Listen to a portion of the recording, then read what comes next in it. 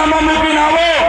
અમારી સામે મેદાનમાં ચૂંટણીમાં કેટલા બી એ હો થાય, કોની સાથે પાલો પડ્યો છે એની અમે ખબર પાડી દઈ છે. અમે તમારા બાપથી નથી ડરતા તો તમારાથી ડરવાના નથી. આ આદિવાસી છે, અમારા બિરસા મુંડા, અમારા ગોરા અંગ્રેજો સામે નથી ઝૂક્યા. તમે કાળા અંગ્રેજો આવીને અમારા પર રાજ કરવાનું કામ કરશો તો આદિવાસી સમાજ સાખી નથી લેવાનો. તમારા જેવા કાળા અંગ્રેજો સામે પણ તીર કામતા ચાલવાના છે. ત્યારે સાથીઓ, આ ચૂંટણીનો માહોલ છે અને આ માહોલ એટલો મહત્વનો છે ચૂંટણીઓ માટે રતનસિંહભાઈ કે આપણા ઉમેદવારો નથી લડતા. ચૂંટણી હવે આપણી બધાની જંગ બની ગઈ છે. તૈયાર છો બધા? ચૂંટણી બધી આપણે લડવાની છે. એકલા ઉમેદવાર ના લડે. એકલા ઉમેદવારને જવાબદારી નથી સોંપવાની. તમારે બધા આ ચૂંટણી લડવા કરવાનું છે.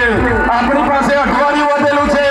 અઠવાડિયાના તમામે તમામ ગામોમાં આપણે બધાએ મહેનત કરવાની છે. આપણે બધાએ પ્રચાર કરવાનો છે. પોલીસ વાળા સામે પણ આપણે લડવાનું છે. ભાજપ વાળા સામે પણ આપણે લડવાનું છે. કોંગ્રેસ વાળા સામે પણ આપણે લડવાનું છે. અને આવનારા દિવસોમાં તાલુકા પંચાયતો, જિલ્લા પંચાયતો આપણે આપણા ઉમેદવારોને ચૂંટીને મોકલવાના છે. તમે જોઈ લો, આ ભાજપના લોકોએ આપણા વિસ્તારનો સોદો કરીને બેઠા છે. જ્યારે નર્મદા ડેમ બન્યો, એ નર્મદા ડેમના વિસ્થાપિતો જ્યારે આ વિસ્તારમાં આવ્યા, એમના માટે આજે પણ રોડ નથી બન્યા.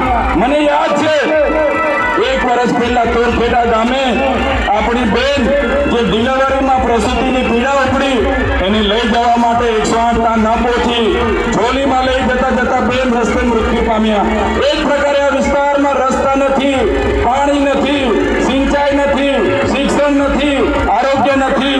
30 વર્ષની આ ભારતીય જનતા પાર્ટીએ આપણા મતનો વોટ બેંક તરીકે ઉપયોગ કર્યો છે. ત્યારે આ વખતે પરિવર્તન માટે ઝાડોના બટનને દબાવજો અને પરિવર્તન લાવજો વિનંતી કરવા માટે આવ્યો છું. સાથીઓ, હજુ તો ચૈતર વસાવાને 3 મહિના થયા છે. આમ આદમી પાર્ટીને ગુજરાતમાં 2022 લડતા લડતા 3 વર્ષ થયા છે. આજે આમ આદમી પાર્ટી ગુજરાતમાં ભાજપ સામે ટક્કર આપી રહી છે. એના લીધે આ ભાજપના લોકો ડરી ગયા છે. તમને હું કહેવા માંગુ છું, જો ચૈતર વસાવા રાજકારણમાં 15 થી 20 વર્ષ ટકી જશે તો આ ભાજપના નેતાઓના અમે સુપડા સાફ અને ગાબા ગાબા કાઢી નાખવાના છે. બસ તમારા આશીર્વાદની જરૂર છે, તમારા સહકારની જરૂર છે. તમે બસ સહકાર આપજો.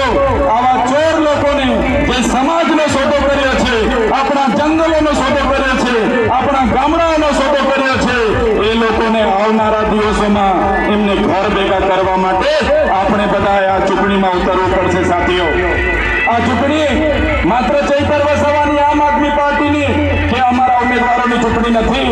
આ